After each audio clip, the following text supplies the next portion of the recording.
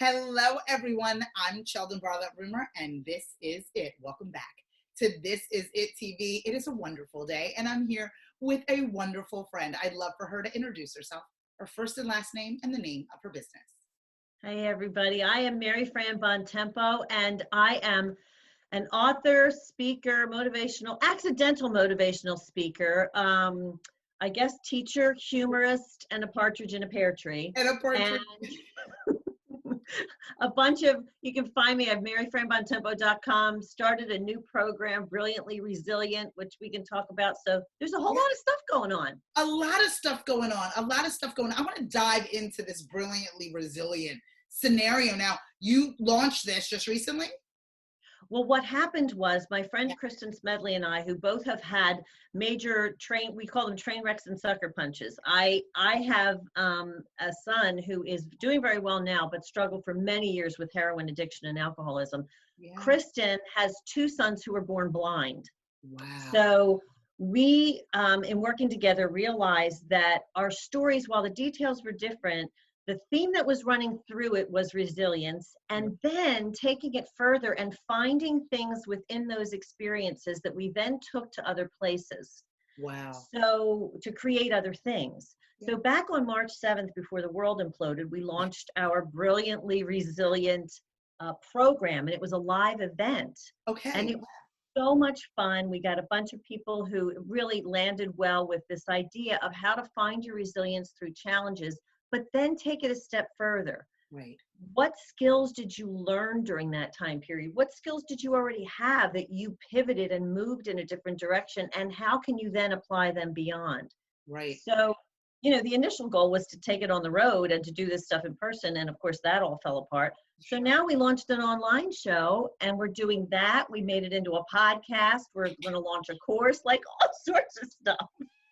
Yes. I mean, how wonderful. We were talking before, we were cheating a little bit. We were talking before we started recording about how sometimes the unfortunate circumstances lead you to discovering different ways to do things that you might not have additionally thought of, or the timing of it would have been different. Not to say that you wouldn't have done a podcast or a course or additional things, but maybe the timing would have been shifted based on, just normal events. Tell me, when we dive into the programming of this or the theme of this, tell me what you want people to get out of the work that the two of you are doing together. So again, everybody has some kind of a train wreck or a sucker punch, and the severity of it, can vary, and the details, of course, vary. They're unique to every person. Yeah. However, what everybody has in common is an inherent resilience that we all, like we had it as kids. We got up and we learned to walk after falling 8 million times. Yeah. But we didn't name it as children as resilience. We just did it because it was part of the learning process. For sure. So people tend to forget that as we get older because we haven't named it. So we want people to we always were very careful to say uncover it because it's there. You don't have to create this, Yeah. And then people also have this innate ability to take the things they're good at, the skills that they're good at, and they use them in different ways, just like you and I were talking about. Yeah. But we want people to become aware of this as a process. And there are steps that we can take, like when we talk about this, that we kind of lead people through sort of questions and a little bit of self-discovery to help move them towards that end goal.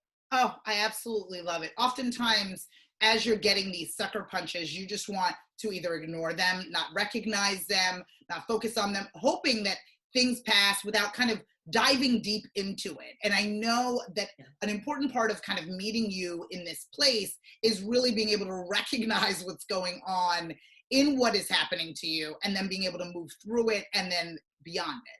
Right? Yeah, I always say that the two of the best, and I don't call them friends, but I call them companions of crisis, are distraction and denial. Oh, so good.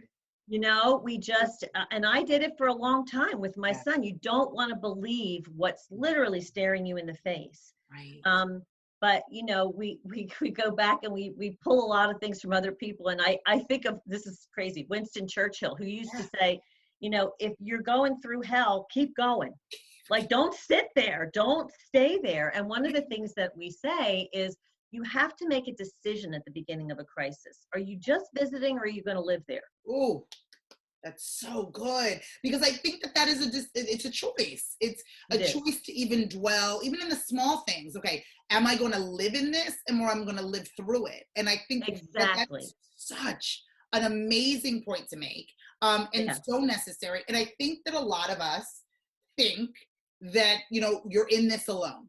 You're in this Hmm. awful time alone. No one understands it. No one gets it. You and your counterpart, two different scenarios, two different challenges, but together you're able to navigate things. Is it important? Why don't you talk to me about how important it is to have a support system, to have Oh my resources gosh. where you can really continue to be resilient? Yeah, and that is one of our key messages is find your tribe. And my friend Kristen always says, put your hand up, Yeah. ask. I need help. I Yeah. don't know what I'm doing. 100%. Somebody help me. And 100%. the thing is, you would do it for someone else. I would do it for someone else. Yeah. Other people feel the same way. So Yeah. part of the plan and part of the resilience is utilizing the resources that you may not have, but Right. your tribe members may have. Oh, And these don't necessarily have to be people that, are right next to you all the time. They can be second and third level contacts. right. But those are the people that we should be reaching out to and just saying, hey, like I've never gone through this before. Can you help me out? Oh, And we're not minimizing any of it. It's tough stuff. But with kind of like a little bit of strategy, which you're not thinking of at that time, because it's all emotionally based, but with exactly. a little bit of strategy and outreach, you can get through it. Oh, I love this. I absolutely love this. I love everything that you are doing. I think that this is so important, especially in times like these, when people Yeah. are really looking for resources to be able to tap into so they can get through it. I think everyone out there should be part of your tribe. If people want to follow Fran and like you, if people want to get in touch with you and learn more about all that you have going on, where would they find that information? Well, first of all, as you can see, brilliantlyresilient.net, I we love we it. had this big plan to do a big studio thing and it fell apart, so we got a It's all right. sign. It's all right. Brilliantlyresilient.net, that's our website. You can Yeah. reach us there through that. I also have a personal website, maryfranbontempo.com. Books are on Amazon. Everything's reachable through that. Oh, I love that. Okay, so no excuses. She's inviting you into her tribe. I suggest you join immediately. Immediately. She has amazing resources, insight, and support that she can provide for you. Thank you so much for joining me.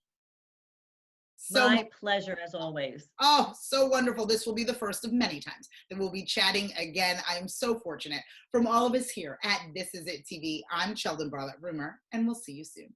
Take care.